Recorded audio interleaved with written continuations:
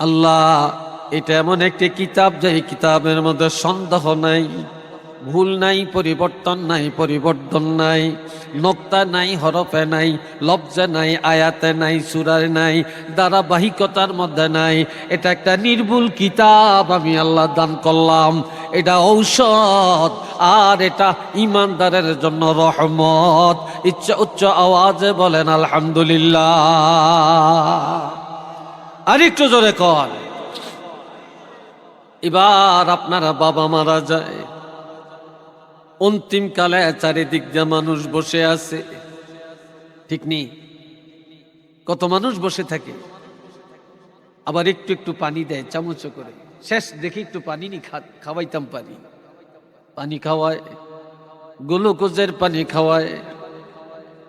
আর এই সময় আপনি কোরআন জানেন, কোরআন নিয়ে বসে যান।